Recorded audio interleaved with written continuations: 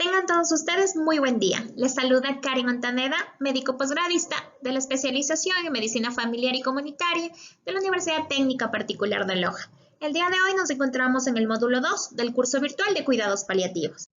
El mismo se va a tratar de la valoración de los síntomas en cuidados paliativos.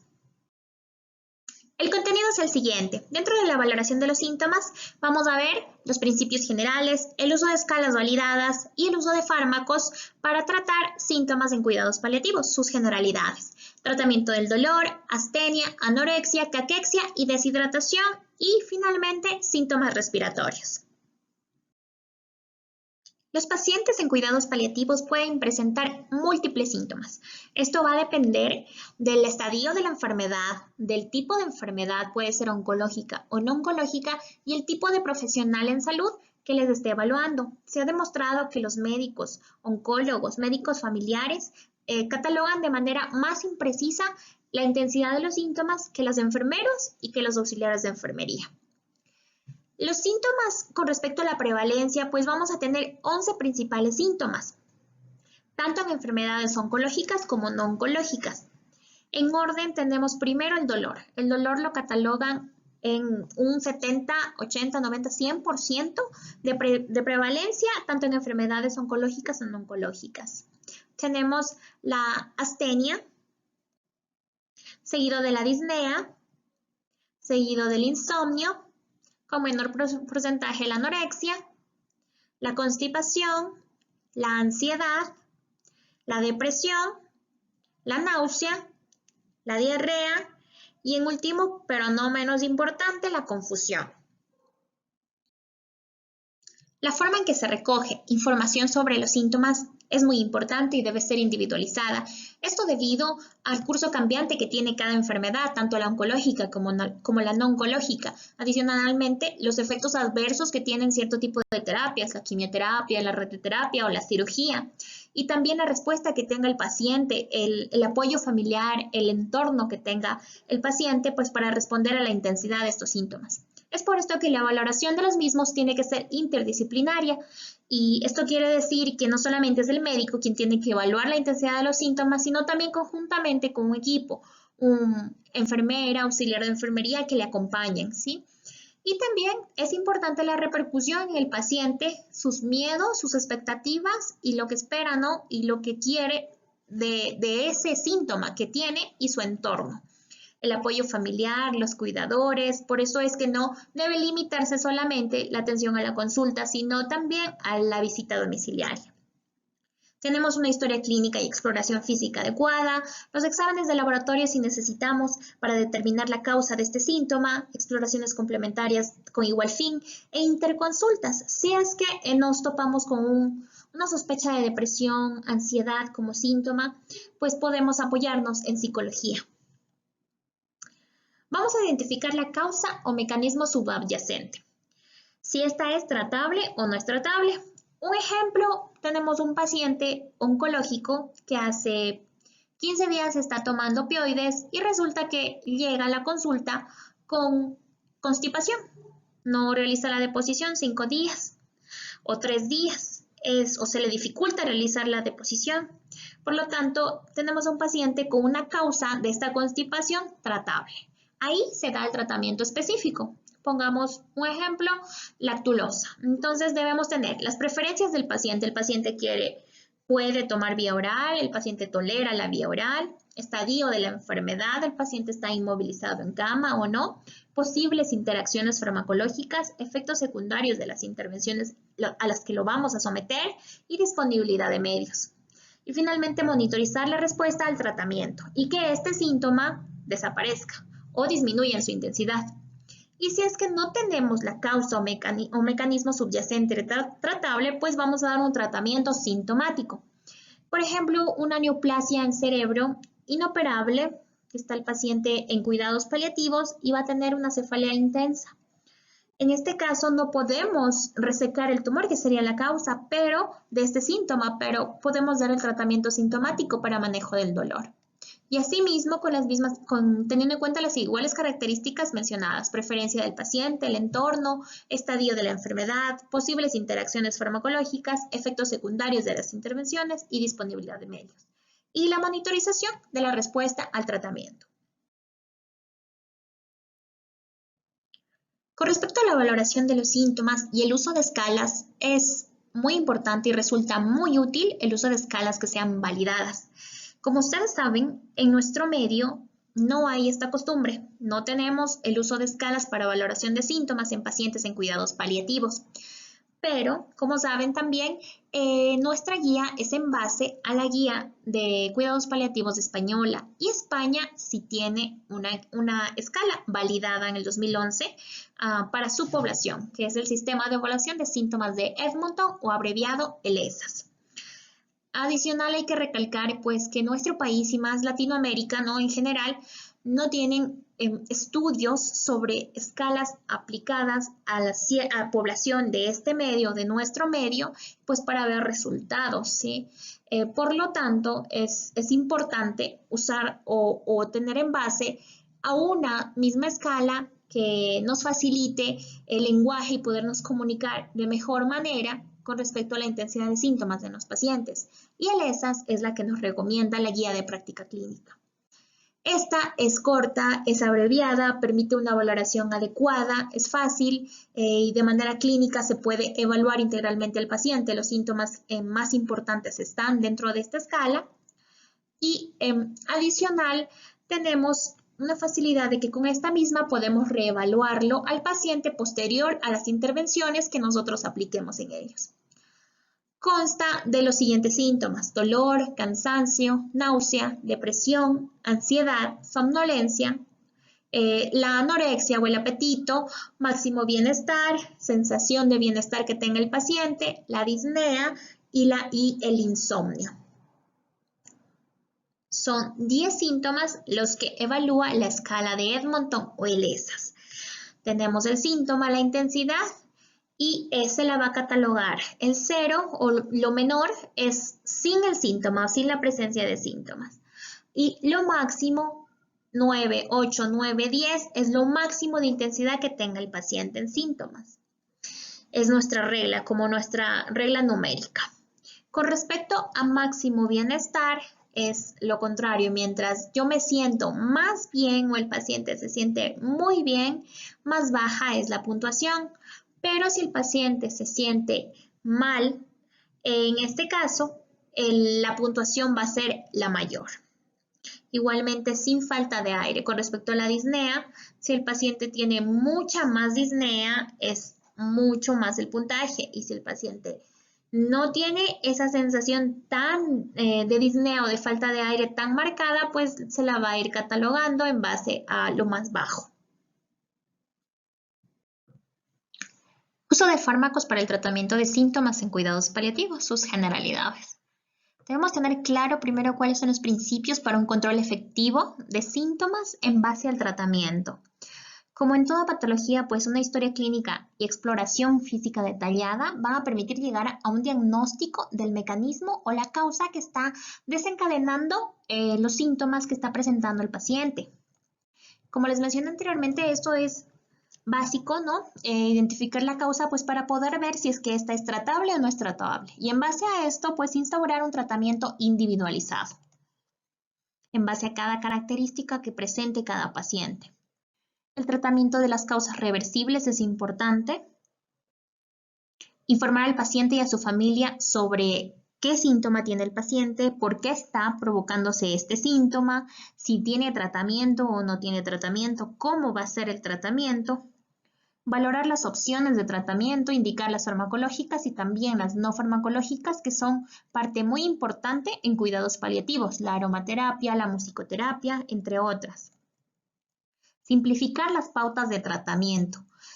A menor cantidad de medicamentos, menor polifarmacia, pues mayor es la adherencia del tratamiento por parte del paciente, y de esta manera el paciente va a sentirse más cómodo y va a responder mejor. Y finalmente, monitorizar la respuesta al tratamiento. No se instaura un tratamiento y nunca más se le vuelve a ver al paciente, sino que con ellos hay que estar monitorizando la respuesta al mismo. Los pacientes con enfermedades avanzadas o terminales corresponden a una población especialmente vulnerable. Su entorno y los diferentes factores psicológicos pueden ejercer una gran influencia en su bienestar físico y también esto se va a ver reflejado en la respuesta al tratamiento farmacológico. En ocasiones, pues la respuesta por parte del paciente en base a sus características biopsicosociales va a ser indeterminado o impredecible. Por eso constituye para el personal de salud un reto, ya que debemos mantener el máximo confort en el paciente y minimizar los efectos adversos y los inconvenientes del tratamiento o pautas que sean muy complejas. Las vías de administración de fármacos en cuidados paliativos deben depender de los factores relacionados con el paciente, con el fármaco y de factores de tipo organizativo, como por ejemplo la disponibilidad de ellos en el centro de salud, los recursos humanos, el conocimiento. Vamos a tener que la principal vía de administración de fármacos en cuidados paliativos es la oral, ya sea para formas líquidas o sólidas. Esta es una vía simple, no invasiva y aceptable en gran medida por los pacientes. Existe otra alternativa para el uso o administración de los fármacos, como es el caso de los analgésicos y es la transdérmica. Tenemos el caso de la buprenorfina en parches. Y vamos a hablar sobre la vía subcutánea. La vía subcutánea es la segunda opción cuando no está disponible la vía oral. Se utiliza con mucha frecuencia para el control de síntomas como alternativa a la vía parenteral, ya sea intramuscular o intravenosa. Cuando no es posible utilizar la vía oral. Esta es de fácil acceso, se tolera bien, no requiere hospitalización y la duración de una vía subcutánea dura de 5 a 7 días como ventaja de una vía intravenosa.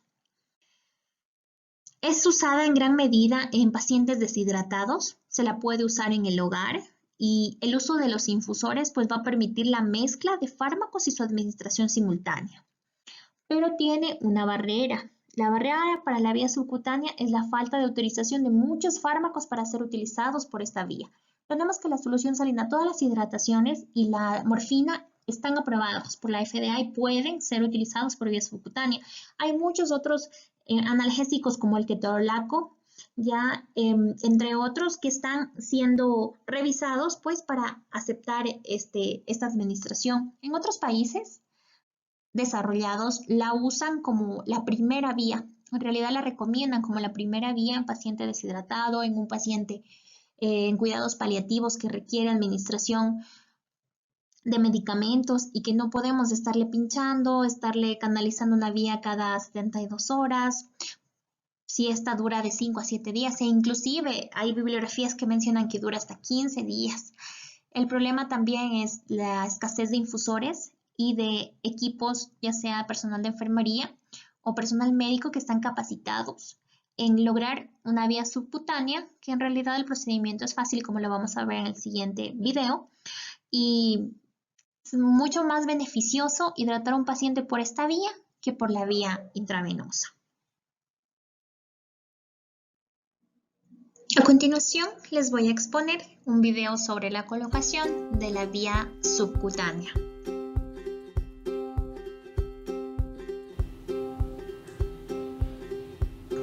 Primero debemos lavarnos las manos, ya sea con agua y jabón o utilizar alcohol gel, como usted prefiera.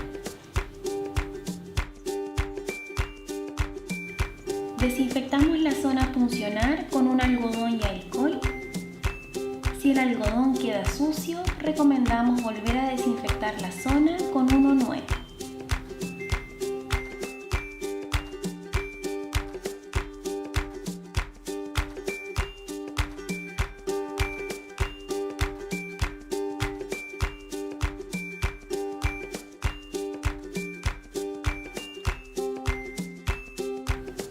Para instalar el catéter, hacemos un pliegue e insertamos la aguja en 45 grados con un movimiento rápido y seguro.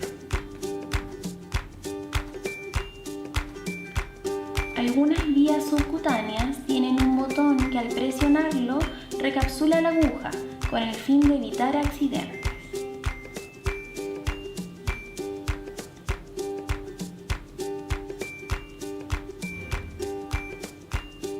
Luego fijamos el catéter con una tela en forma de corbata para que quede más firme.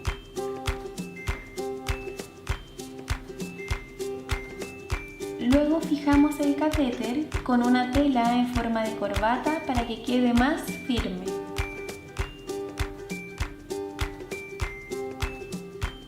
Ahora atornillaremos el tapón. Existen distintos tipos de tapones. Nosotros ocuparemos uno que es antirreflujo, es decir, no utilizamos aguja para inyectar los medicamentos.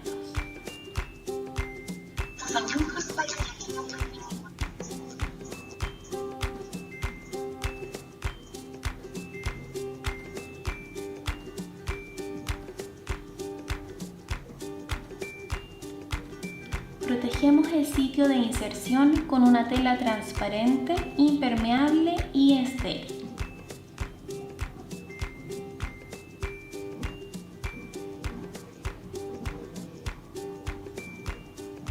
Para finalizar, cubrimos con una tela adhesiva para que quede más firme y escribimos en ella la fecha de instalación y vía subcutánea.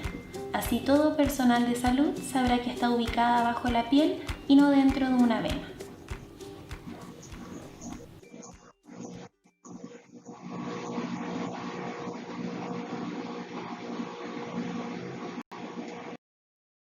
El primer síntoma a evaluar va a ser el dolor.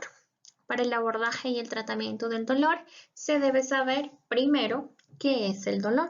Según la Asociación Internacional para el Estudio del Dolor, lo define como una experiencia o sensación desagradable, sensorial y emocional que se asocia a una lesión tisular, verdadera o potencial.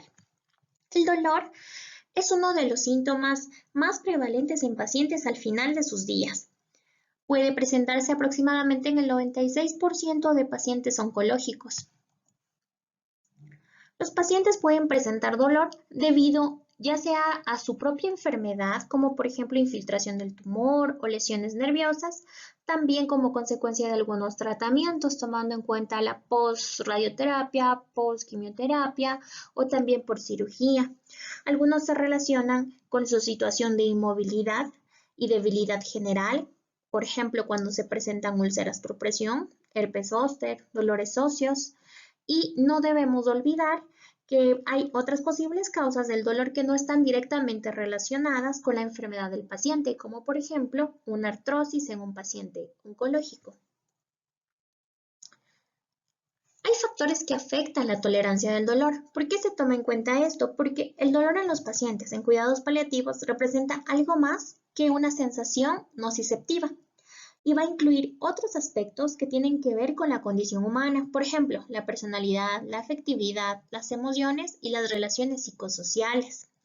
Esto nos da factores que van a afectar la tolerancia en el paciente. Por ejemplo, los que disminuyen la tolerancia al dolor van a ser todo lo que le esté provocando malestar general, como el insomnio, la fatiga, la ansiedad, el miedo, la ira, el aburrimiento, la tristeza, la depresión, la introversión o el aislamiento emocional.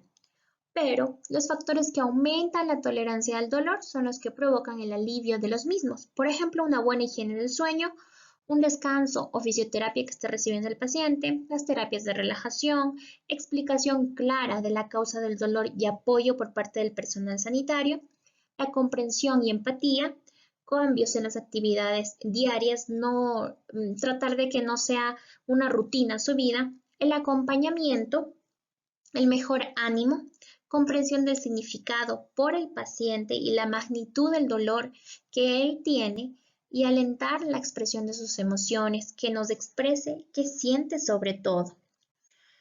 Esto nos da una naturaleza multidimensional con respecto al dolor, por lo tanto, para su intervención va a requerir una intervención multifactorial que comprenda tanto medidas farmacológicas, psicoterapéuticas y rehabilitadoras. Algunos autores nos proponen el concepto de dolor total. Este refiere la suma tanto de la sensación nociceptiva con los aspectos psicológicos, sociales y espirituales de la persona. No solamente se centra en la parte física o la nocicepción. Es por esto que nosotros, que estamos atendiendo pacientes en cuidados paliativos, debemos tener en cuenta que todos estos factores, tanto la nocicepción con lo psicológico, social y espiritual, van a intervenir en la variabilidad de la respuesta analgésica que tienen los pacientes ante los tratamientos instaurados, tanto farmacológicos como no farmacológicos. Y obviamente tener en cuenta también que un abordaje parcial en esta persona con dolor puede explicar mucho fracaso posterior al tratamiento. Si solo abordamos la parte nociceptiva y nos olvidamos de lo espiritual y lo social, pues no va a haber una buena respuesta adecuada de nuestro paciente. Antes de iniciar un plan de tratamiento analgésico, es necesaria la evaluación integral del paciente, teniendo en cuenta su entorno. Para esto, pues tenemos los principios generales para atender al paciente con dolor en cuidados paliativos. Primero se debe evaluar detalladamente el dolor. Esto lo vamos a realizar en la parte de la anamnesis en nuestra historia clínica. La intensidad, las causas, la cronología y obviamente las repercusiones en el paciente y su familia. Para esto podemos utilizar un acrónimo que es el OPQRSTUV, nos lo recomienda la guía de práctica clínica del Ministerio de Salud, tanto en el manejo del dolor como en cuidados paliativos.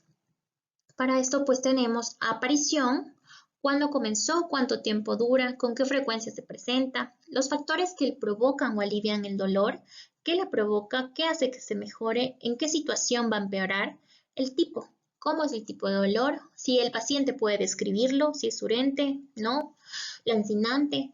El dolor es constante, aparece y desaparece, empeora en un momento determinado del día. Si se irradia o no, dónde se localiza y si se extiende a alguna región. La intensidad. ¿Cuál es la intensidad del dolor? Del 0 al 10, 0 es nada y 10 es el peor dolor posible a que le ubique el paciente. ¿Cómo interfiere el dolor en su trabajo? ¿Le ha limitado actividades básicas de la vida diaria? Ya no sale a comprar porque le duele, ya no puede irse a cepillar los dientes o ya no puede bailar, no duerme. El tratamiento. ¿Qué medicamentos y tratamiento está utilizando actualmente?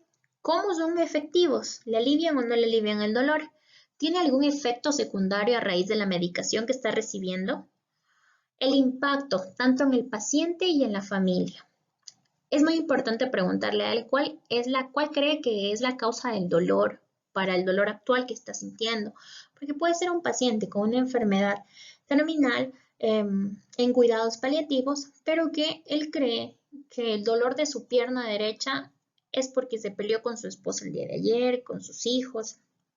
Y esto a nosotros nos ayuda y nos da muchas ideas para el abordaje integral y correcto del mismo. Y cómo este dolor le afecta tanto a él y a su familia. Si es un dolor de larga data, va a tener obviamente un impacto tanto en él como en la familia, pero necesitamos saber cuál cree él desde su perspectiva que es el impacto que está teniendo este síntoma en su familia y en la relación con ellos. Y valores u objetivos. ¿Cuál es el objetivo en relación que tiene con este síntoma el paciente? ¿Sí? ¿Y cuál es su meta de comodidad o el nivel aceptable del dolor? ¿Qué significa esto? Que yo tengo que preguntar al paciente, si ya le pregunté cuánto le duele, tengo que preguntarle cuánto quiere que le duela con el tratamiento, posterior al tratamiento. Yo quiero que de un 7 me duela un 0, doctor. Está bien, pero también tenemos que preguntarle cuál es su meta de comodidad o el nivel aceptable del dolor. En un 0 al 10, ¿cuál sería el dolor, la intensidad de dolor con el que él podría estar un poco cómodo? Podría ser un 3 o un 4. Entonces, estos valores también son para el tratamiento y nos ayudan a una coordinación con el paciente para poder indicar o prescribir tanto farmacológico como no farmacológico y llegar a acuerdos y metas con respecto a sus síntomas, que son parte del abordaje posterior. Aparte de las características del dolor actual, debemos preguntar antecedentes de dolor en la familia, antecedentes personales del dolor para poder determinar la tolerancia al mismo, el nivel de educación, la situación laboral, está trabajando, ¿no? ¿Qué tipo de trabajo tiene? La situación sociofamiliar, económicamente y a nivel interno, las relaciones con su familia, ¿cómo están? Porque como les mencioné anteriormente, una buena comunicación, una mala comunicación, todo interfiere en la tolerancia al dolor. Hábitos alimentarios, consumo de medicamentos y el cuestionario CAGE, pues ¿qué es en caso de pacientes que beban alcohol? Ya que tenemos que tener la clasificación exacta para poder, obviamente, posterior a nuestro abordaje. Ansiedad, rasgos de personalidad, Y cuando finalicemos nuestra anamnesis completa, vamos a realizar un examen físico completo centrándonos en la parte que el paciente más tenga esta molestia o este síntoma. Para todo esto debemos tener un tiempo adecuado y el tiempo adecuado de la consulta no es 20 minutos. Un paciente en cuidados paliativos debe recibir una consulta de más de 30 minutos de duración y el ambiente debe ser privado.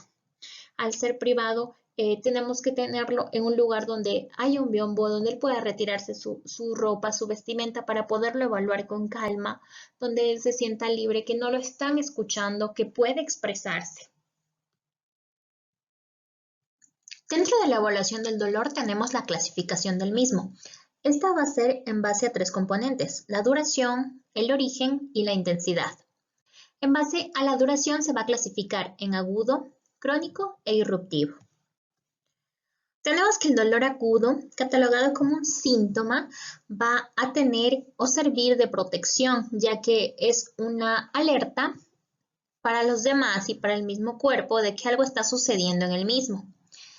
Altera la hemodinamia. En este se presentan valores de frecuencia cardíaca, respiratoria, tensión arterial elevados. Socialmente es aceptado ya que se conoce el mecanismo. Es limitado, de corta duración, es brusco y está proporcional al daño. A mayor daño, mayor dolor, producido por estímulos nociceptivos, ya sean somáticos o viscerales. Tiene oportunidad de tratamiento. Es fácil colocar un analgésico y calmarlo. Tiene su origen conocido. Sabemos si hay un dolor por un corte, pues por este corte va a provocarme el dolor. Tiene una sedación deseable. ¿Qué quiere decir esto? Que podemos tener como opción a la sedación para este tipo de dolor. Y se puede administrar fácilmente analgésicos por vía parenteral para calmarlo. El dolor crónico es un dolor que persiste, sea cual sea su intensidad. Más de un mes nos refiere la guía de práctica clínica. La Organización Mundial de la Salud lo tiene como un dolor que perdura más de 3 meses. Este está catalogado dentro de una enfermedad, no como un síntoma, ya que a diferencia del agudo que tenía la función de protección, este tiene como daño hacia el tejido. No repercute, causa soledad, ya que persiste por más de un mes, es perdurable, desproporcionado, no hay una causa u origen claro y es de una intensidad mayor a la que aparentemente el daño está causando. Es un reto para el personal sanitario para poder brindar el tratamiento analgésico correcto. Debe evitarse la sedación en este caso, no va acorde al dolor o al manejo del dolor crónico y la vía oral es la primera elección en este caso. Tenemos otro tipo que es en base a la duración, es el irruptivo.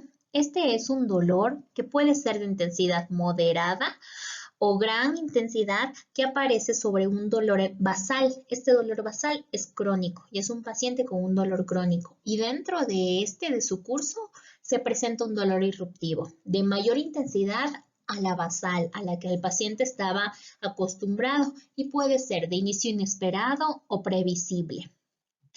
Puede ser, por ejemplo, desencadenado por determinadas maniobras conocidas por el paciente y que le provoquen un dolor irruptivo. Por ejemplo, tenemos un paciente con un lumbago crónico que ya tiene su intensidad, lo tiene el dolor por una metástasis, podría decirse, un ejemplo, lo tiene su dolor está controlado con opioides, él está tranquilo, tiene su intensidad de dolor 3, 4 máximo y resulta que hace una maniobra, un movimiento, se agacha o algo brusco y se presenta un dolor de gran intensidad 7, 8 y este dolor sobre este basal se lo puede catalogar como dolor irruptivo. En base al origen, vamos a tener que se clasifica en somático, visceral, neuropático y mixto. Tanto el somático como el visceral encajan dentro del grupo nociceptivo. Este mecanismo es por estímulo de nociceptores. El somático se produce por la estimulación de los receptores del dolor en las estructuras musculoesqueléticas profundas y cutáneas superficiales. Las características del mismo pues es sordo, continuo, localizado y ejemplos pueden ser las metástasis óseas, enfermedades inflamatorias osteomusculares, artropatías o dolor miofacial. El más frecuente ejemplo es el dolor óseo-metastásico. El visceral, que también pertenece al grupo nociceptivo, es causado por infiltración, distensión o compresión de órganos dentro de la cavidad torácica o abdominal. Es frecuentemente que se asocie a náuseas, vómitos y diaforesis. También puede tener un componente referido, manifestándose en lugares distantes al origen que lo está causando. Las características pues es profundo, opresivo, referido, y los ejemplos pueden ser las metástasis hepáticas, carcinomatosis peritoneal, una infiltración pleural y por distensión. El neuropático se clasifica en periférico y central. El dolor neuropático está causado por lesión directa de las estructuras nerviosas, ya sea por invasión directa o por invasión tumoral. Como consecuencia, podemos tener posterior a la quimioterapia. Las características va a ser lancinante, quemante, alteración sensorial, en ambos, tanto en periférico como en central. Y los ejemplos del dolor neuropático periférico tenemos la neuralgia posherpética, la neuralgia del trigémino y la polineuropatía diabética. Y del central vamos a tener la compresión medular y un ictus. El último componente es la intensidad para clasificar el dolor. Se va a clasificar en leve, moderado y severo. Vamos a tener la escala visual analógica, que los va a clasificar en base a números. Tenemos la escala del 0 al 10 y en base a esta vamos a ubicar el dolor leve de intensidad 1 a 3, moderado de intensidad 4 a 6 y severo de intensidad mayor o igual a 7. Para la evaluación de la intensidad del dolor, si bien es cierto les mencioné que se debe usar la escala EVA o visual analógica, esta está validada y está recomendada por un consenso europeo y es la primera opción y es la que debemos tener y debemos saber manejar en la consulta y en las visitas domiciliarias. Pero debemos tener en cuenta también que existen otras escalas para otras o en otras circunstancias en las que debemos aplicarla y debemos saber sobre ellas. Por ejemplo, para evaluar la intensidad del dolor cuando hay una causa neoplásica. En este caso, existe el cuestionario breve de dolor o CBD. Este consta de 22 preguntas y se debe aplicar a pacientes en los que vamos a valorar la intensidad del dolor con una causa neoplásica. Está validado en el castellano y evalúa dos dimensiones, la intensidad y la interferencia en las actividades. Estas van a estar medidas mediante una escala numérica del 1 al 10. En pacientes con deterioro cognitivo existen dos opciones, el PASLAC y el Dolo Plus. De estos pues tenemos que se basan ambos en la observación del comportamiento del paciente en un periodo breve de tiempo y en la respuesta a la aplicación de cuidados, por ejemplo, posterior a curaciones o movilizaciones, etc. Lo que tiene a llamar la atención del Dolo Plus es que no están validados ni el PASLAC ni al español o castellano, pero sin embargo se las debe conocer y si es posible se las debe aplicar en pacientes con deterioro cognitivo. Con respecto al tratamiento farmacológico, nos vamos a basar en la escalera analgésica de la Organización Mundial de la Salud. Tenemos que en 1986 la Organización Mundial de la Salud estableció las primeras recomendaciones para sistematizar el tratamiento del dolor oncológico mediante el uso de la escalera analgésica. Esta es una aproximación para el uso de analgésicos, de paso a paso, de acuerdo a la severidad del dolor y a la etiología del mismo. La escalera analgésica de la OMS ha sido aplicada universalmente. Con su uso se consigue un elevado porcentaje de alivio del dolor. Vamos a tener que se categoriza en primer escalón, segundo escalón, tercer escalón y algunos autores propusieron añadir el cuarto escalón.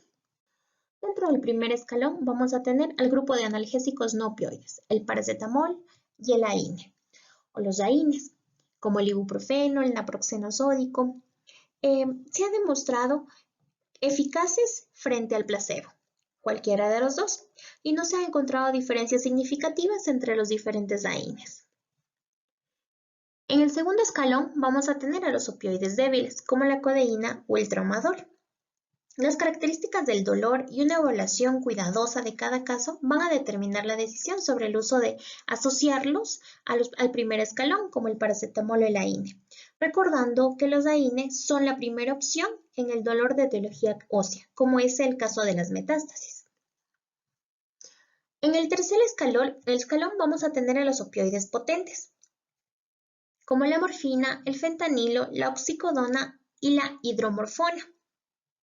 El fármaco de elección siempre va a ser la morfina. Este puede utilizarse tanto por vía oral o de liberación rápida, ya sea en solución oral o en comprimidos.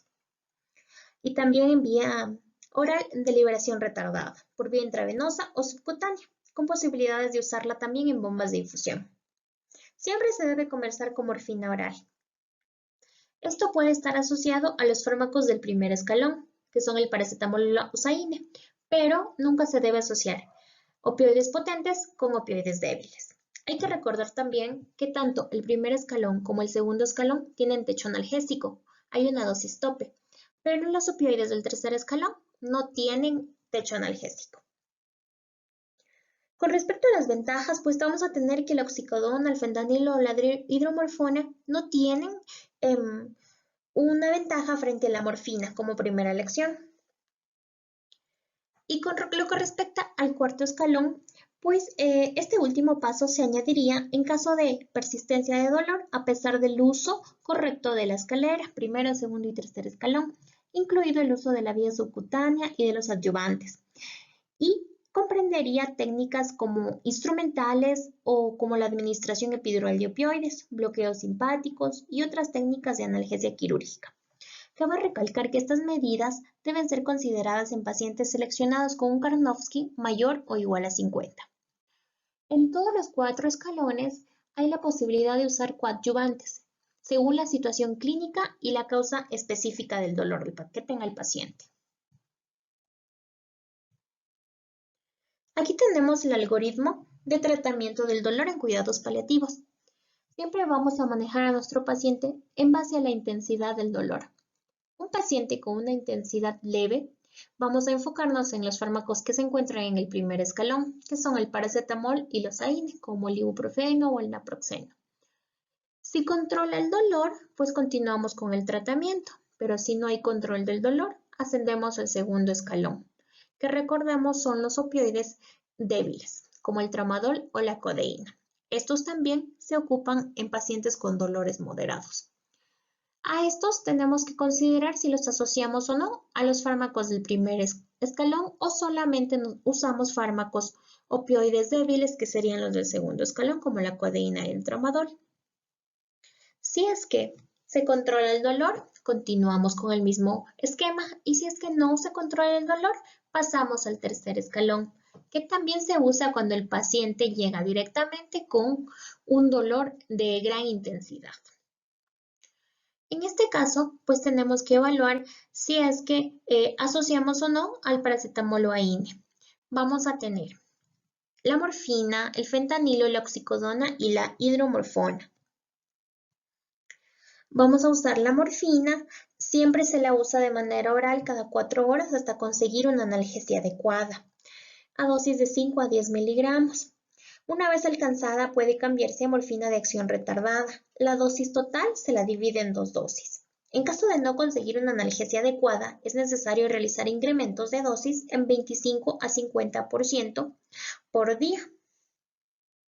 Si es que se controla el dolor, pasamos a liberación retardada y dividimos la dosis entre 2 y administramos cada 12 horas.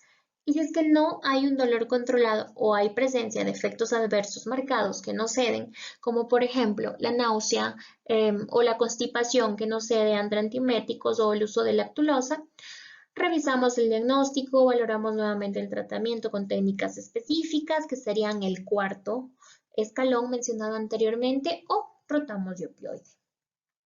El fentanilo no es más eficaz que la morfina oral.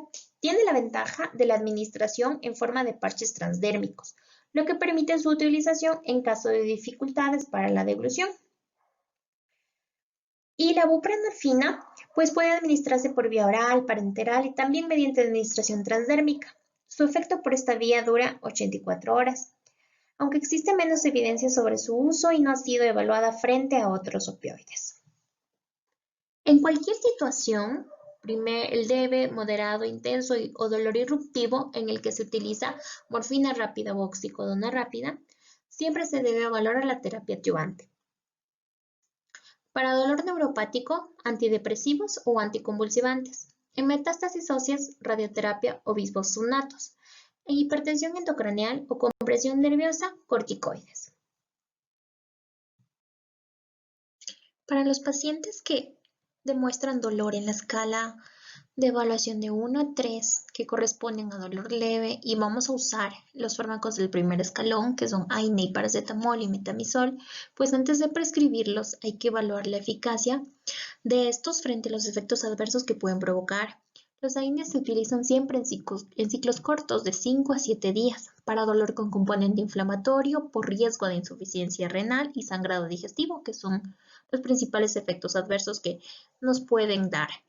Además, siempre se debe considerar la gastroprotección.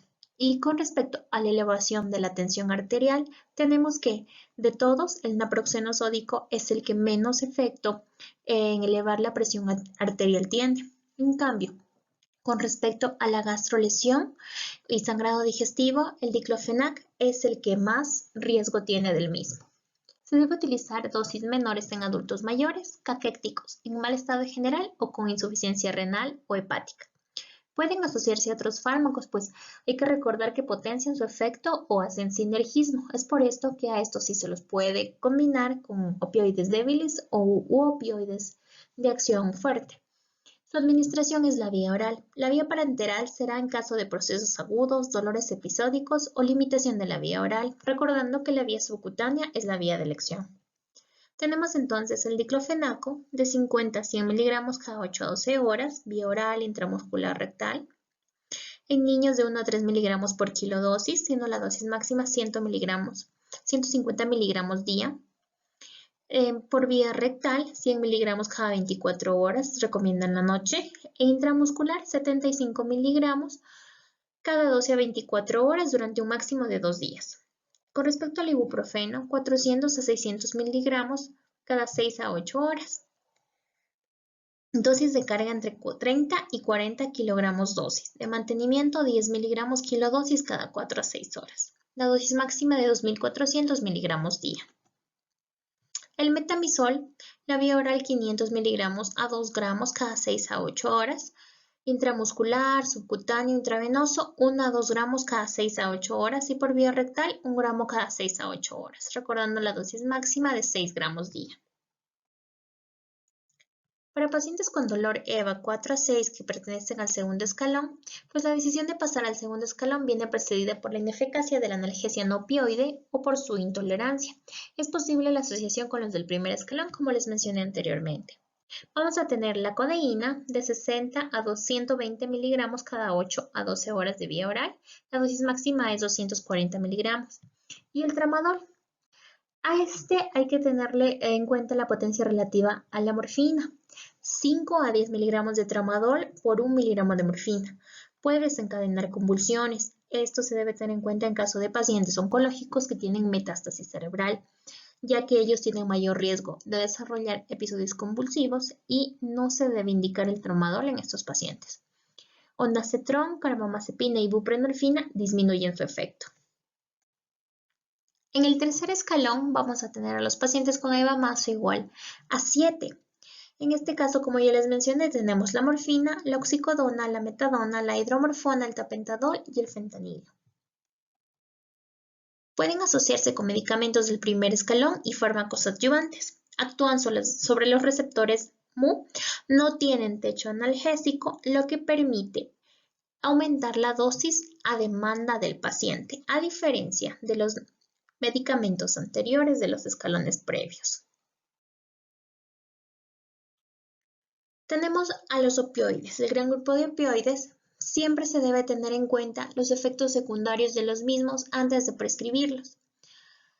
A nivel gastrointestinal vamos a tener que presentan náuseas y vómitos en un 15 a 30% y constipación en un 40 a 87%. Derivados del sistema nervioso autónomo tenemos la serostomía, retención urinaria e hipotensión postural, un porcentaje variable entre todos en un 21%. Afectan al sistema nervioso central como sedación, deterioro cognitivo, mioclonías, alucinaciones, delirium, hiperalgesia o convulsiones, variable igual en un 20 a un 60% entre todos. Y efectos cutáneos como el prurito en un 2 a 10%. Con estas consideraciones vamos a tener en cuenta que los principales van a ser las náuseas, el vómito, la constipación, la sedación y el deterioro cognitivo. Para tener en cuenta cuando administremos o prescribamos oxicodona, fentanilo o cualquiera de los medicamentos opioides mencionados. Con respecto a la oxicodona, se debe reducir la dosis en la insuficiencia hepática y renal. Hay presentación rápida de 5 miligramos y la titulación va a ser 5 miligramos vía oral cada 4 a 6 horas. La relación oxicodona-morfina es oxicodona 1 miligramo igual a morfina 2 miligramos. Interacción con fluoxetina y sertralina, ya que inhiben el citrocromo P450 y por lo tanto hay riesgo de acumulación del mismo.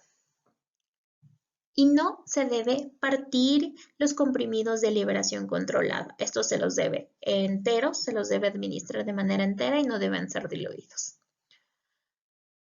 Con respecto al fentanilo, vamos a tener que se lo puede administrar por vía transdérmica. Aumenta la absorción si se aumenta la temperatura, tiene menos efectos gastrointestinales y la dosis transmucosa puede ser de 5 a 20 microgramos por kilo, vía parenteral 1 a 2 microgramos por kilo y espinal 10 microgramos.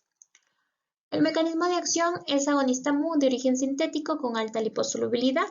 Tiene una potencia relativa 100 veces mayor a la morfina, el metabolismo es hepático y su excreción es renal. Los parches no son de elección para iniciar el tratamiento en dolor no controlado, por riesgo de la sobredosificación al no realizar una titulación previa. El tapentadol tiene el mecanismo de acción agonista Mu, inhibe la recaptación de la noradrenalina. La presentación va a estar en comprimidos de liberación retardada. Su metabolismo pues tiene importante metabolismo de primer paso hepático, excreción renal, sus metabolitos son inactivos. La dosis máxima es de 500 miligramos en 24 horas y la dosis equivalente es de tapentadol 2.5 miligramos igual a 1 miligramo de morfina. Y con respecto a la oxicodona, tapentadol 5 miligramos, oxicodona 1 miligramo. Los efectos secundarios son náusea, estreñimiento, mareo, somnolencia y cefalea. Está contraindicado en pacientes con hipercapnia, hileo paralítico, insuficiencia renal o hepática grave, menores de 18 años y en embarazo. Causa abstinencia si se suspende en forma brusca. Y finalmente tenemos la morfina. La morfina tiene una naturaleza hidrofílica, no puede ser administrada por las vías nasal, sublingual ni transdérmica, como sucede con los opioides lipofílicos como el fentanil. Su metabolismo es hepático y tiene una excreción renal. Y de sus metabolitos, el 90% son inactivos. El resto son activos en receptores Mu. Es fotosensible y siempre hay que protegerla de la luz. Con respecto a la morfina, no tiene techo analgésico. Las dosis son referenciales siempre y siempre hay que individualizar la dosis para encontrar la de mayor eficacia y menores efectos colaterales, ya que cada persona tiende a responder de manera diferente, no igual, ante este opioide. Tenemos una presentación en liberación prolongada. El inicio de acción es de 1 a 2 horas. Tiene una vida media de 3 a 6 horas. Un intervalo de dosis para darla es de 12 horas. Y la indicación pues es para mantenimiento.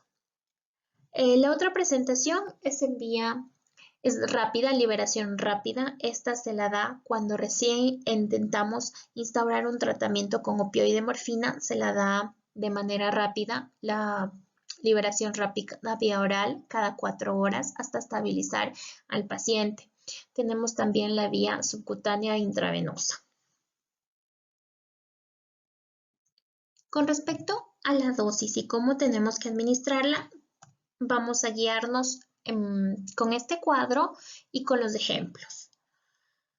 Primero tenemos un paciente, Juan, que tiene una enfermedad oncológica, tiene un dolor crónico por metástasis a nivel de columna y él estabiliza su dolor con 60 miligramos de morfina rápida. Hay que recordar que Juan pesa 60 miligramos. Entonces tenemos que la morfina de acción rápida se la debe calcular de 5 a 10 miligramos cada 4 horas se la debe dar. Tenemos a Juan que ya se le calcula la dosis y que él tiene una dosis total diaria de 60 miligramos de morfina rápida. Ahora a Juan le queremos cambiar su dosis de 60 miligramos de morfina rápida a acción retardada. Para cambiarlo a acción retardada tenemos que dividir la dosis total de 60 miligramos de morfina rápida para 2. Nos da igual a 30. Entonces tenemos que hay que dar morfina de acción retardada, estos 30 miligramos cada 12 horas. ¿Qué pasa cuando hay una crisis o hay un dolor irruptivo? Se debe dar dosis de rescate con morfina rápida, el 10% de la dosis diaria total de morfina retardada cada hora hasta lograr el control. Tenemos entonces que la dosis diaria total de Juan es 60 miligramos. Esto es lo que tenemos, 60 miligramos de acción retardada diaria. Le calculamos el 10% de 60 miligramos es igual a 6 miligramos. La damos cada hora hasta el control del dolor. Si tiene más de 3 crisis diarias, se aumenta un 25 a 50% la dosis diaria total, que es 60 miligramos. El 25% de 60 miligramos es 15 miligramos. Entonces, sumamos 60 miligramos más 15 miligramos nos da 75 miligramos. A esta dosis la divido para 2 y tenemos la dosis en acción retardada de 37.5 miligramos cada 12 horas para mantenerlo al paciente posterior a sus crisis. En caso de una emergencia, se puede dar dosis intravenosa subcutánea. La dosis es de 0.1 miligramos kilo y hay que reevaluar cada 10 minutos y hasta que nuestro paciente alcance el dolor en la escala menor a 4, o sea, menor a 4,3. A esta dosis la tenemos que dividir para 2 y la usamos cada 4 horas. Esto puede ser a nivel hospitalización domiciliaria u hospitalización en una entidad sanitaria. Entonces tenemos que Juan pesa 60 kilos y llega a la emergencia con dolor irruptivo y tenemos que calmarle el dolor. Está con una escala en 7. Le vamos a dar dosis intravenosa subcutánea, le vamos a calcular 0.1 miligramos por kilo, que son 60, lo que él pesa, nos daría igual a 6 miligramos. Estas dosis de 6 miligramos hay que pasarla cada 10 minutos. Supuestamente supongamos que Juan requirió 6 dosis de 6 miligramos en su hospitalización para poder superar el dolor a escala menor a 4. Nos da un total de 36 miligramos. Ya superado el dolor, a este 36 lo vamos a dividir para 2, teniendo un total de 18 miligramos subcutáneo y a esta dosis la vamos a administrar cada 4 horas mientras está en su hospitalización. Siquiera 24 horas debe ser así. Pero Juan durante la noche tuvo 2 crisis. Se intensificó el dolor y necesitó 2 rescates. Volvamos al rescate del 10%. Significa que nuestra dosis rescate era de 6 miligramos. Entonces le tuvimos que dar 6 miligramos subcutáneo a Juan durante la noche por 2 ocasiones, que nos da un igual a 12 miligramos. 24 horas posteriores a esto, debemos calcular la dosis diaria total, ya con el paciente estable con dolor en leve intensidad. Siempre se debe incluir los rescates y luego dividir para 12 y luego esta dosis para 4. Tenemos entonces, al siguiente día sumamos la dosis diaria total. ¿Cuánto fue? 18 miligramos cada 4 horas, 18 por 4, y más 12 miligramos de las crisis. Nos da un total de 72 miligramos. Más las dos crisis, 84 miligramos. A esta la divido para 2, que nos da 22 miligramos cada 4 horas.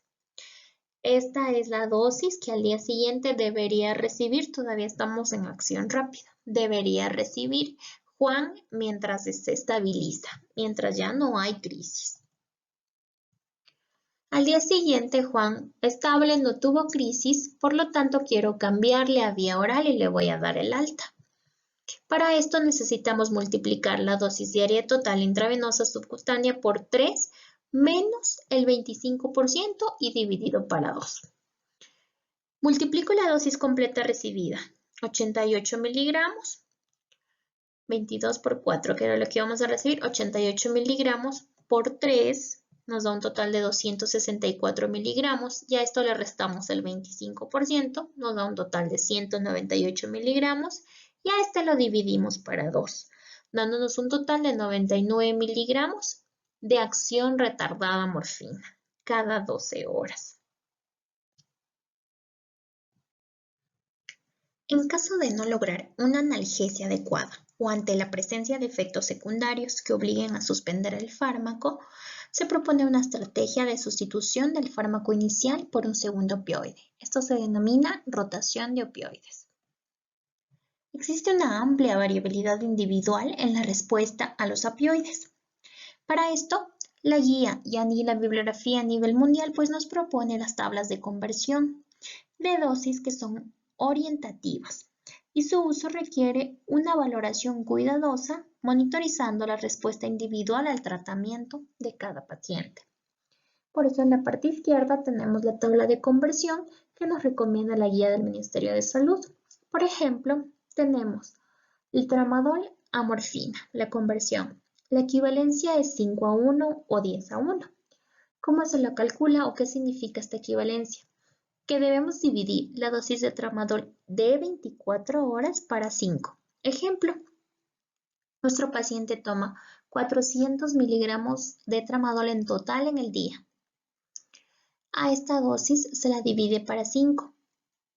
Y la morfina sería 80 miligramos en 24 horas. Y si es que tenemos la dosis de tramadol de total de 24 horas dividida para 10, pues vamos a tener 400 miligramos en 24 horas por vía oral. Esto lo dividimos para 10 y nos da una dosis de morfina de 40 miligramos en 24 horas. Esta sería la conversión. Así para cada opioide distinto a la morfina. Siempre debemos tenerla a la mano para poder guiarnos. Con respecto a la metadona, hay una equivalencia diferente, ya que la dosis aquí analgésica no es en base a un solo factor, sino en base a la dosis que el paciente toma de morfina durante el día. Por ejemplo, para eso tenemos 3 grupos. Morfina oral. El paciente usa morfina oral entre 30 y 90 miligramos día. El índice de conversión va a ser morfina-metadona de 4:1. Si toma morfina oral entre 91 y 300 miligramos día, el índice es de 8:1. Y si la dosis de morfina oral es mayor a 300 miligramos día, el índice es de 2:1.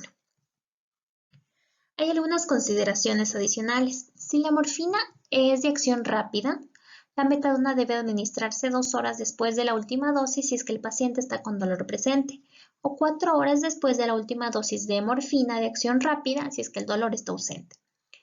Si el paciente está usando morfina de acción prolongada, se debe usar la metadona 6 horas después de la última dosis de morfina cuando el dolor está presente, o 12 horas después de la última dosis de morfina si es que el dolor está ausente. Se debe administrar metadona una dosis única de carga en el momento en el que vamos a cambiar que equivale a 1/10 de la dosis total de morfina de 24 horas. Esta tiene un máximo de 30 miligramos. Si se pasase de los 30 miligramos, solamente se debe dar los 30, no se debe dar más. Rescates de metadona deben ser de 1/3 de la dosis única de carga de metadona. Por ejemplo, el paciente toma morfina 300 miligramos en 24 horas. La dosis de carga de metadona vendría a ser 1/10 de 300, que sería 30 miligramos vía oral. Y los rescates, que son 1/3 de la dosis de carga, serían 10 miligramos cada 3 horas. Los efectos principales adversos del uso de opioides son la náusea, el vómito y la constipación, como se los mencionó previamente. Para poder controlar la náusea y el vómito, se están recomendados tanto los dos antieméticos, el ondansetron como la metoclopramida. Cabe recalcar que estos antieméticos deben ser usados previo al uso de los opioides. El ondansetron de 12 a 24 miligramos vía oral, subcutánea o intravenosa, variable según el riesgo de mesis que tenga el paciente. La metoclopramida de 15 a 60 miligramos día en 2 a 4 tomas, vía oral, subcutánea o intravenosa. Si se va a colocar en infusión subcutánea, se debe usar de 30 a 90 miligramos día. Para el control de la constipación, se recomiendan los estimulantes de la motilidad y laxantes osmóticos. Tenemos disponibles en Senna, 17.2 miligramos antes de dormir y cada 12 horas. Contraindicado cuando hay obstrucción intestinal. Efectos adversos, cólico, diarrea y náusea. También está la lactulosa, 15 ml cada 12 horas y se debe ajustar la dosis según la respuesta que tenga el paciente. Y el glicerol, 4 gramos en una aplicación día. Los efectos adversos de esta, irritación de la mucosa rectal y escozor anal. Siempre se los debe usar conjuntamente con los opioides. Bueno, siempre se debe tener en cuenta a los antagonistas de los opioides en caso de presentar reacciones adversas a los mismos. Es importante que en caso de que el paciente presente frecuencia respiratoria menor a 8 veces por minuto, que se acompañe de cianosis o deterioro del estado cognitivo, coma o inconsciencia, tener siempre a la mano naloxona, que viene a ser el antagonista del opioide. Se detiene la administración de los opioides inmediatamente. Se diluye una ampolla de naloxona de 400 microgramos en 10 ml de solución salina al 0.9%. Inicialmente se debe administrar por vía intravenosa 80 microgramos, que serían 12 ml de la solución de naloxona, de manera lenta, posterior a lo cual se procede a lavar la vía con solución salina. Después se debe administrar 20 microgramos, que vendrían a ser 0.5 ml de la solución preparada de naloxona cada 2 minutos, según mejoría de la frecuencia respiratoria. La frecuencia respiratoria va a ser nuestra base para nosotros detener la administración de naloxona. Después de cada administración de naloxona, se debe lavar la vía con solución salina al 0.9%. Usualmente, los pacientes responden después de la administración de 80 a 160 microgramos de naloxona, que vienen a ser 2 a 4 ml de la solución preparada. Se evidencia por un aumento en la frecuencia respiratoria y una mejoría en el nivel de conciencia. Luego se espera hasta que exista una mejoría sostenida del nivel de conciencia antes de iniciar una nueva dosis de opioides. Tenemos los analgésicos adyuvantes. Los analgésicos adyuvantes son fármacos cuya principal acción no es la analgesia, pero que funcionan como tales en algunos tipos de dolor. En cuidados paliativos se utilizan para potenciar el efecto de los analgésicos, habitualmente de los opioides, para disminuir la dosis de los mismos, o en cuadros de dolor complejos. Su uso es casi obligado en pacientes con dolor neuropático o en metástasis óseas dolorosas. También se emplean para tratar la comorbilidad del paciente en cuidados paliativos, por ejemplo, antidepresivos para los pacientes que tienen depresión o ansiedad asociada al dolor. Esta opción terapéutica la componen un grupo muy heterogéneo de fármacos. Como vemos en esta tabla, tenemos a los principales, la dosis, las indicaciones y los efectos adversos. Vamos a tener para el dolor neuropático y dolor asociado a depresión o ansiedad, la primera opción son los antidepresivos tricíclicos, como la amitriptilina, a una dosis de 10 miligramos inicial y a un incremento progresivo hasta llegar a 150 miligramos. Se recomienda darla en la noche. Tenemos los inhibidores de la recaptación de serotonina, indicados para el dolor neuropático y dolor asociado a depresión o ansiedad. La fluoxetina, 20 a 40 miligramos día, o la sertralina, 50 miligramos y con un aumento progresivo de 100 a 200 miligramos vía oral día. También se encuentran dentro de los adyuvantes los anticonvulsivantes. Estos vienen a ser la segunda opción posterior a la amitriptilina, indicados solamente en dolor neuropático. Tenemos aquí a la carbamazepina con una dosis inicial de 100 a 200 miligramos cada 12 horas y su incremento de 100 a 200 miligramos por semana con un máximo de 1200 miligramos día. También tenemos a la gabapentina con una dosis inicial de 300 miligramos el primer día. Se debe dar en la noche, 300 miligramos cada 12 horas el segundo día y 300 miligramos cada 8 horas el tercer día. Se aumenta la dosis a escalones de 300 miligramos día hasta un máximo de 1800 miligramos por día. Y dentro del grupo de analgésicos adyuvantes también están los corticoides como la dexametasona, de 8 a 16 miligramos vía oral, subcutánea o intravenosa, indicados en astenia, anorexia, compresión medular, síndrome de compresión medular, metástasis óseas, aumento de presión intracraneal u obstrucción intestinal. El tratamiento de los síntomas también mejora el dolor, sin que pueda saberse con seguridad si es que es por un efecto analgésico independiente del fármaco. Por ejemplo, los corticoides mencionados son ampliamente utilizados en cuidados paliativos por su acción antiinflamatoria y tienen como resultado un alivio de los síntomas, entre ellos el dolor. Aunque el uso de adyuvantes está muy extendido, no existen muchos ensayos clínicos que hayan estudiado su eficacia en cuidados paliativos. En muchos casos se cataloga como adyuvantes a fármacos de uso habitual para el tratamiento de múltiples síntomas que presentan los pacientes. Esta es una de las razones que explican la variabilidad de los fármacos adyuvantes dentro de los cuidados paliativos. Tradicionalmente tenemos terapias alternativas y complementarias. Dentro de estas está la acupuntura, la musicoterapia, la aromaterapia y el masaje. Todas estas en realidad son citadas en base a revisiones sistemáticas grandes en las que se reúnen datos sobre estudios controlados, implementando cada una de estas técnicas a un grupo y a otro no, y comparándolos. Por ejemplo, la acupuntura, dentro de los estudios, pues, en el tratamiento del dolor en pacientes oncológicos principalmente se ha hecho, pero no se han podido extraer resultados demasiado concluyentes. Se ha visto efectos, pero aún no es concluyente. Con respecto a la musicoterapia, se ha estudiado el efecto del analgésico de la música en el dolor en general. Esto también incluye a pacientes con enfermedades crónicas avanzadas y con dolor oncológico. En este caso sí se ha encontrado un efecto estadísticamente significativo para aliviar el dolor y la necesidad de analgesia, pero la importancia clínica aún no ha sido relevante.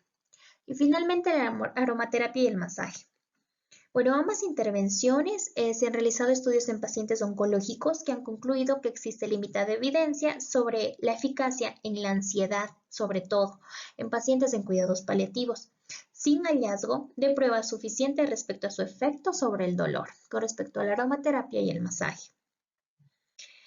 La evaluación de todas estas terapias constituye un área futura investigación también en el campo de cuidados paliativos, así que no debemos dejarlas de lado porque beneficios existen y lo que está haciendo es realizando los estudios para aprobarlas o mejorar su evidencia. Tenemos adicional el dolor neuropático. Teniendo en cuenta que el dolor neuropático es el resultado del daño o la disfunción del sistema nervioso periférico central, en lugar de la estimulación de los receptores para el dolor. Por ejemplo, como mencioné al inicio de la presentación, se encuentra más dolor neuropático en la neuropatía diabética y la neuralgia posherpética. Existe evidencia consistente sobre la eficacia de los antidepresivos tricíclicos como la amitriptilina, que es el más estudiado, los antiepilépticos como la carbamazepina y la gabapentina, y existe evidencia sobre la eficacia de los opioides, sí existe, por ejemplo, el tramadol y la morfina, ya que se ha mostrado una moderada eficacia de los opioides en la mejora de los síntomas o unidos a analgésicos como los anticonvulsivantes y los antidepresivos como la amitriptilina, junto con los opioides para mejorar el dolor en estos pacientes. La combinación de la morfina con la gabapentina frente a cada uno de los monocomponentes en los pacientes con neuropatía diabética o neuralgia proséptica tuvieron un alivio del dolor mayor asociados a solos. Y ante la sospecha de un dolor de origen neuropático en un paciente que se encuentra al final de sus días, los antidepresivos tricíclicos son la primera elección, como lo mencioné anteriormente. En caso de intolerancia pueden utilizarse los antiepilépticos, como la gabapentina, y pueden contemplarse la asociación de morfina con gabapentina si es que llega a ser necesario.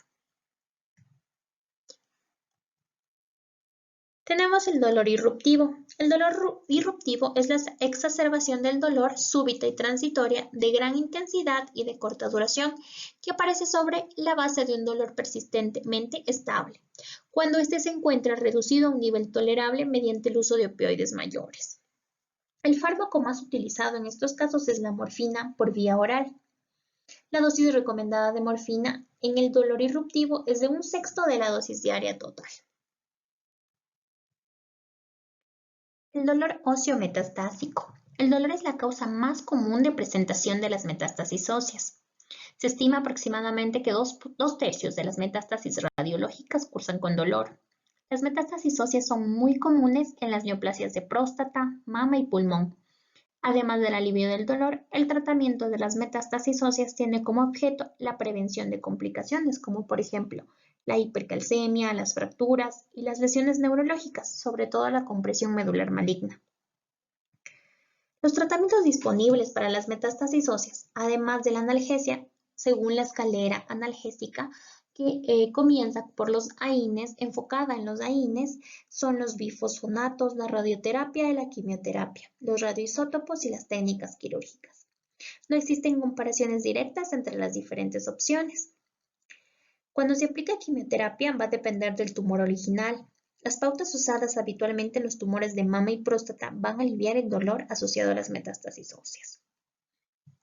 Vamos a tener que pacientes con metástasis óseas confirmadas y dolor. El primer paso son los AINES. Se evalúa la extensión, tipo de tumor y pronóstico. Si el pronóstico es mayor a 6 meses, se va a dar un tratamiento oncológico específico y se va a usar como complemento los bifosfonatos, radioterapia o radioisótopos, en este orden.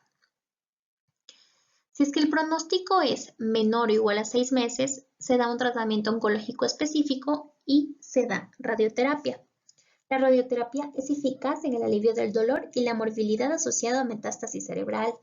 Y la radioterapia en dosis única es similar a la fraccionada en el alivio del dolor asociado a metástasis óseas, riesgo de fracturas y compresión medular, con un ligero aumento en la necesidad de retratamiento. Adicionalmente, la radioterapia se ha comprobado que disminuye el dolor después de aplicarla. Todo esto va a ser en base a la disponibilidad, los efectos secundarios que provoquen, las contraindicaciones y las preferencias y decisión del paciente. Si es que hay fracaso del tratamiento, hay fracturas o hay compresión medular maligna, se debe valorar el último paso, que es la cirugía. Dentro de los bifosfonatos tenemos el ácido zoledrónico. Los bifosfonatos son eficaces en el alivio del dolor y en la disminución de las complicaciones asociadas a las metástasis óseas. Estos hallazgos son más consistentes para el cáncer de mama y en menor medida para el cáncer de próstata. La duración del tratamiento tiene que ser al menos de 6 meses. Esto es determinante, ya que los bifosfonatos orales se asocian a efectos secundarios gastrointestinales, mientras que el pamidronato produce más reacción aguda. Se recomienda realizar previo al uso de estos medicamentos un examen odontológico clínico y radiológicamente enfatizado en la necesidad de mantener una buena higiene bucal, ya que están relacionados con necrosis mandibular, además del control de la función renal, calcio y magnesio. El ácido zoledrónico tiene una dosis de 4 miligramos intravenoso cada 3 a 4 semanas y se debe administrar en infusión intravenosa lenta por más de 15 minutos. Está contraindicado en embarazo, lactancia, insuficiencia renal grave, hipocalcemia y deficiencia de vitamina D. Los efectos adversos: náusea, fiebre, fatiga, vómito, constipación, disnea, diarrea y anorexia, neutropenia, leucopenia, anemia, linfopenia a nivel hemático, dolor articular, cefalea, mareo, insomnio. Raros, como mencioné anteriormente, la osteonecrosis del maxilar inferior. Es por esto la buena higiene bucal en la que debemos de enfocarnos en estos pacientes. Otros síntomas tenemos astenia, anorexia, caquexia y deshidratación. Teniendo en cuenta que se entiende por astenia el estado que incluye cansancio ante mínimos esfuerzos, disminución de la capacidad funcional, sensación de debilidad definida como la sensación anticipada de iniciar cualquier actividad y disminución de capacidad de concentración con alteración de la memoria y la habilidad emocional. La anorexia está definida como la falta de apetito y pérdida de peso, que pueden acompañar o unido a la astenia en pacientes al final de sus días. Y la caquexia, que se presenta hasta en el 80% de los pacientes oncológicos, es el cuadro de desnutrición y pérdida de peso que puede asociarse a una astenia, sobre todo en la fase final del paciente en cuidados paliativos. Los pacientes con enfermedad avanzada también pueden presentar caquexia en el mismo porcentaje que pacientes oncológicos, debido a los cambios metabólicos que ocasionan tanto las sustancias secretadas por el tumor como la respuesta inmunológica al mismo. En lo que respecta a la astenia, se tiene que es el síntoma más frecuente en cuidados paliativos. Se puede estar presentando hasta en un 90% de los pacientes y se debe identificar siempre las posibles causas. Con una correcta comunicación, apoyo y consejo por parte del equipo, se puede reducir la carga que supone la disminución de la capacidad funcional para el paciente y sus cuidadores. Dentro de los factores relacionados con la astenia en los pacientes en cuidados paliativos vamos a tener el dolor, la anemia, las infecciones, los que están expuestos a quimioterapia y radioterapia, depresión, insomnio y ansiedad, síndromes paraneoplásicos, la presencia de caquexia, fármacos, trastornos metabólicos y situaciones de morbilidad asociada, como insuficiencia cardíaca, EPOC, etc.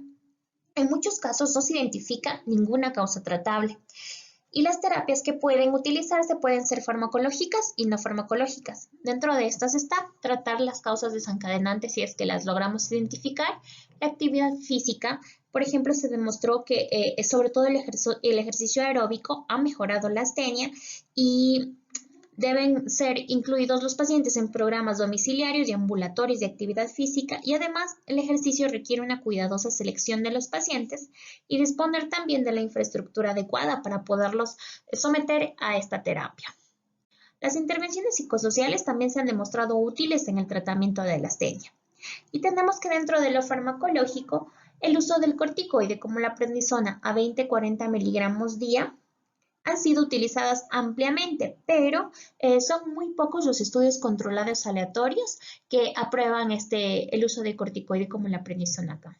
Con todo, el corticoide como la prednisona es uno de los fármacos que se recomienda en pacientes con una astenia marcada.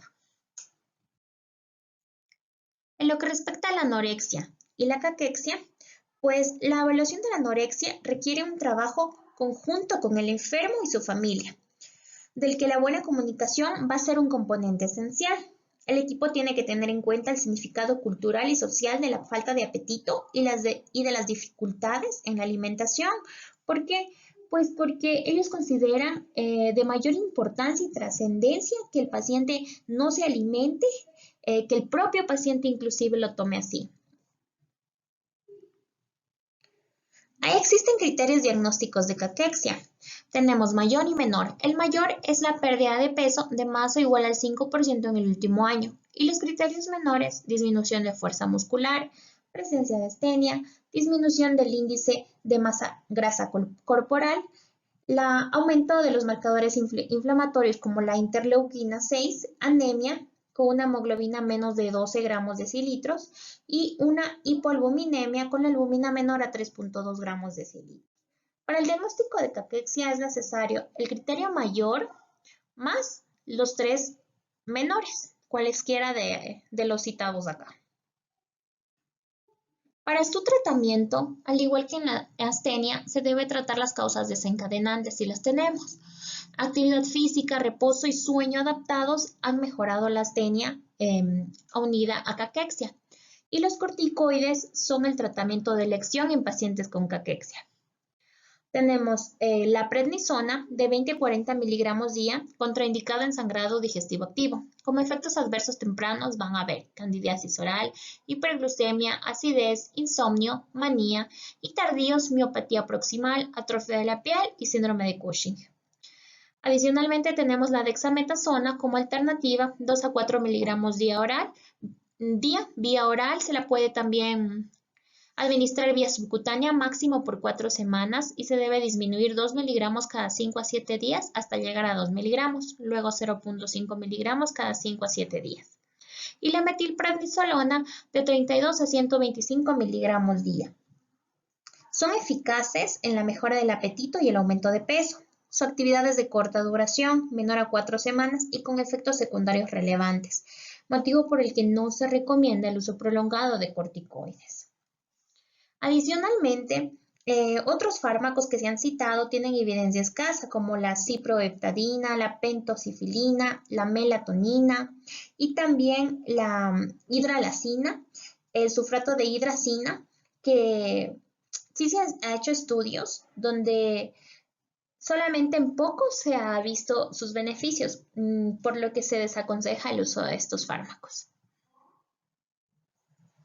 La deshidratación.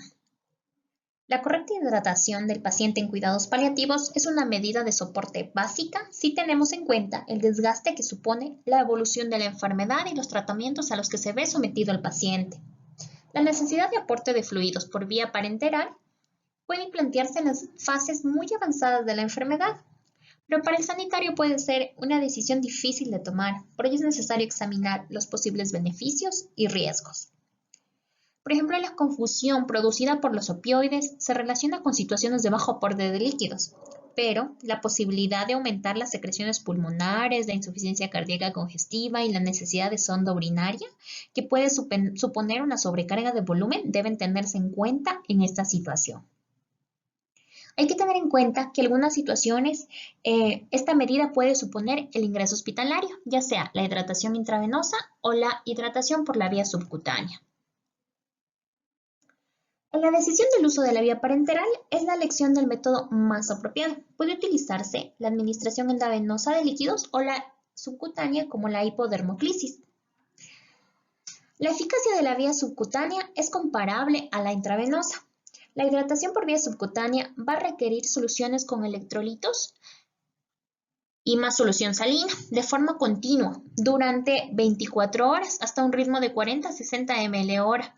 En la noche 80 ml hora o mediante una infusión en bolos de 500 ml hora por 2 o 3 veces al día.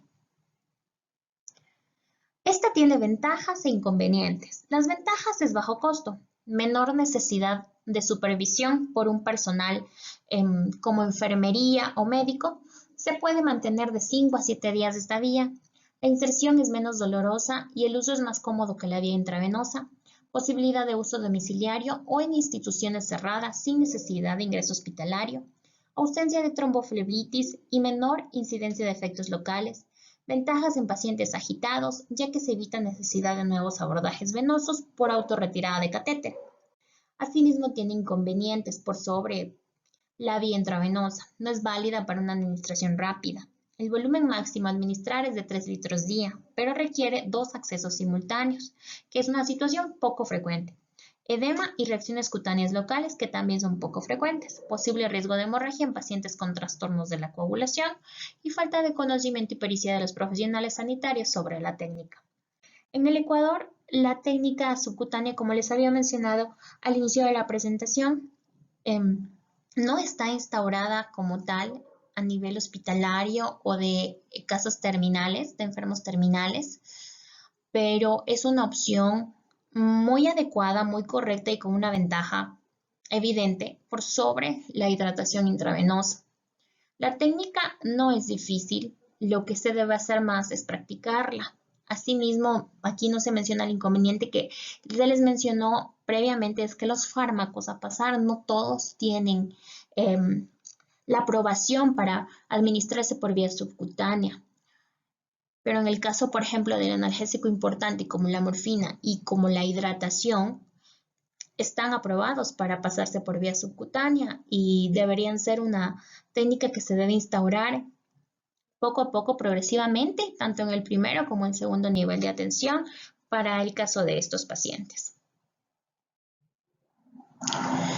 A continuación tenemos los síntomas respiratorios. El primero en abordar va a ser la disnea.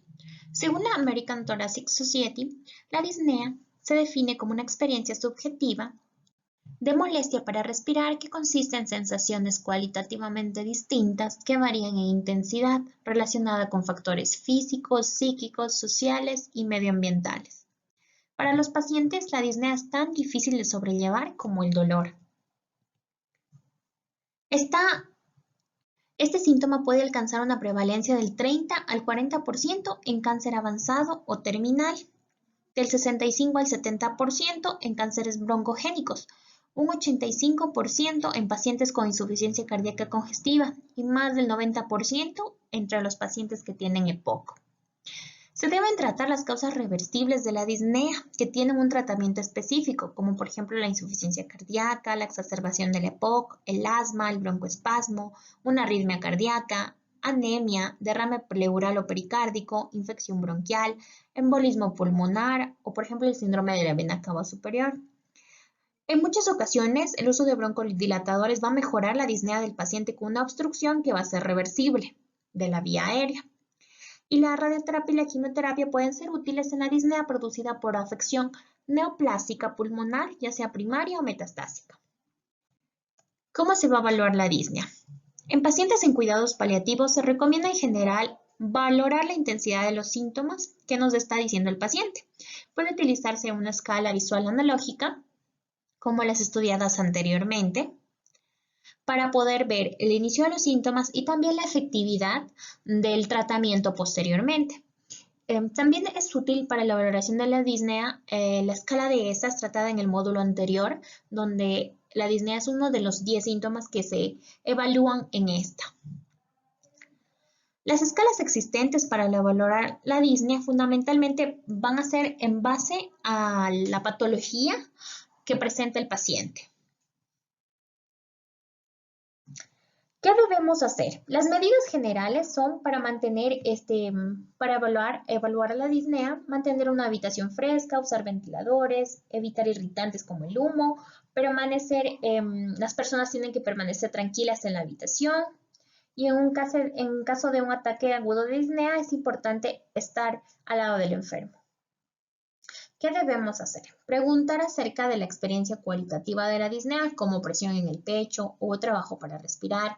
Preguntar acerca de estados afectivos asociados, ansiedad, pánico, depresión.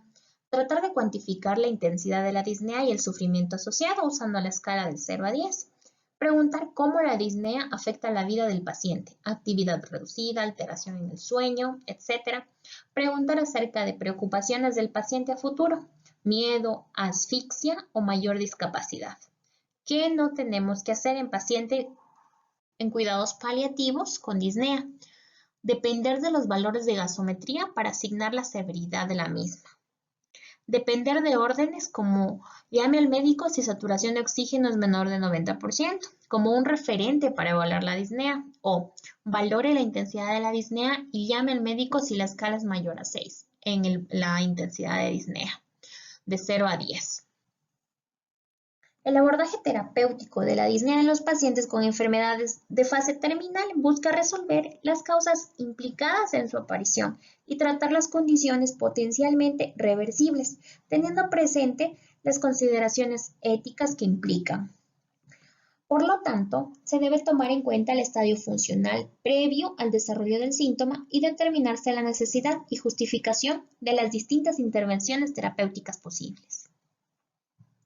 La rehabilitación pulmonar, por ejemplo, ha sido muchísimo más estudiada en EPOC. Es la clave para evitar el círculo vicioso de un desacondicionamiento físico, fomentando el ahorro de energía del paciente y mejorando la disnea. Las recomendaciones no farmacológicas que están implicadas pues son la posición cómoda del paciente, si es posible semifowler, semisentado, depende del grado de disnea que sienta, conservación de la energía, significa que por ejemplo hay que ayudarle para el proceso de ambulación, introducir distractores, no mantenerlo en una rutina o en soledad, presencia de una compañía tranquilizadora, facilitar un ambiente abierto, tranquilo, reforzar el entrenamiento muscular, evitar el estrés emocional, corrientes de aire hacia la cara mediante abanicos o pequeños ventiladores. Estas vendrían a ser las recomendaciones no farmacológicas.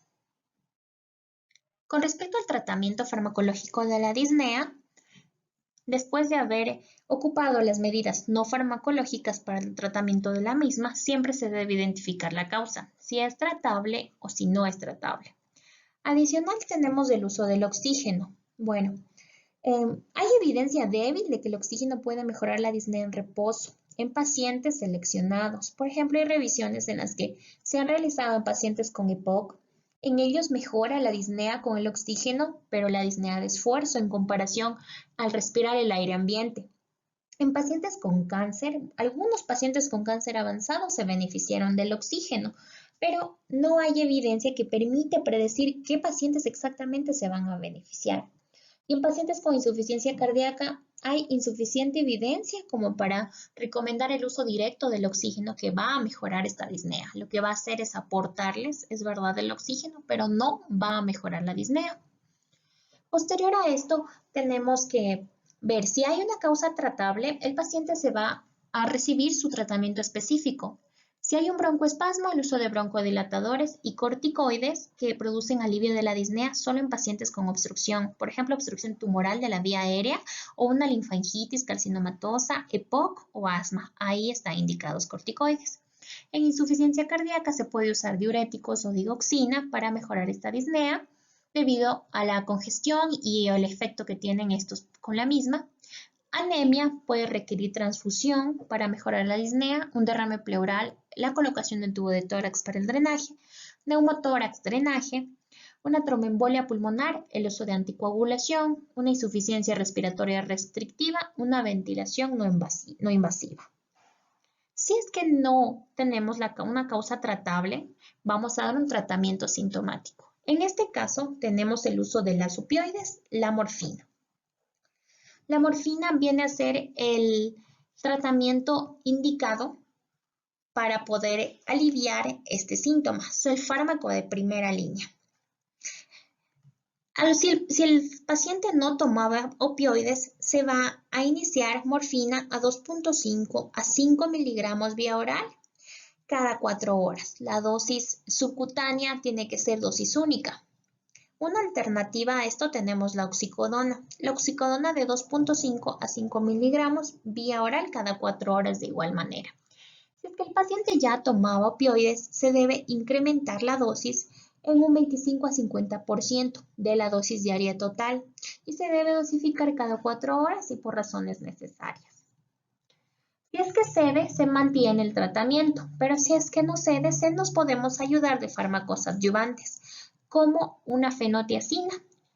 En este caso tenemos la clorpromacina 7.5 a 25 miligramos vía oral o subcutánea cada 6 a 8 horas o a libre demanda.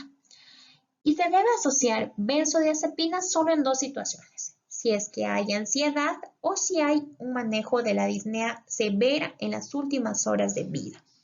En este caso, el médico siempre debe estar presente y se recomienda administrar, si es ansiedad, alprazolam 0.25 a 0.50 miligramos cada 8 horas o a libre demanda u otra benzodiazepina. Si es que estamos en las últimas horas de vida del paciente, se recomienda administrar opioides por vía parenteral, intravenoso, subcutáneo o por infusión continua. Y se pueden administrar además fenotiazinas y además puede requerir sedación con asociación de midazolam con morfina. Esto puede ser de gran utilidad.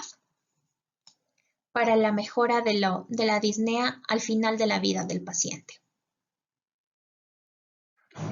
Otro de los síntomas respiratorios es la tos. La tos está presente en aproximadamente el 4 a 86% de los pacientes con cáncer de pulmón y en el 23 al 37% de otros cánceres. También en otros pacientes con enfermedades crónicas pulmonares no malignas como la EPOC va a estar presente en un 59%. La tos puede ser productiva o no productiva. Esto es base para dar el tratamiento. Si es que es productiva, pues debe el tratamiento favorecer la eliminación de las secreciones bronquiales. Además, hay que recordar que el papel de la tos tiene un mecanismo de defensa ante la aspiración, ya que la inadecuada movilización de secreciones aumenta el riesgo de neumonía en los pacientes.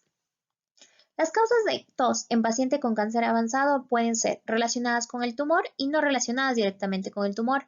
Relacionadas con el tumor tenemos una masa tumoral, derrame pleural, derrame pericárdico, atelectasias, obstrucción de la vena cava superior, infecciones, fístulas en el esófago o en las vías respiratorias, linfangitis carcinomatosa, complicaciones de la radioterapia y quimioterapia, y no relacionadas directamente con el tumor, por goteo postnasal, por uso de IECA y otros fármacos, asma, EPOC, bronquiectasia, tromboembolismo pulmonar, insuficiencia cardíaca, reflujo gastroesofágico o irritación timpánica. La primera medida en el abordaje de la tos en cuidados paliativos, en el tratamiento, en la medida de lo posible, es tratar de identificar la causa y curar esa causa o tratar esa causa.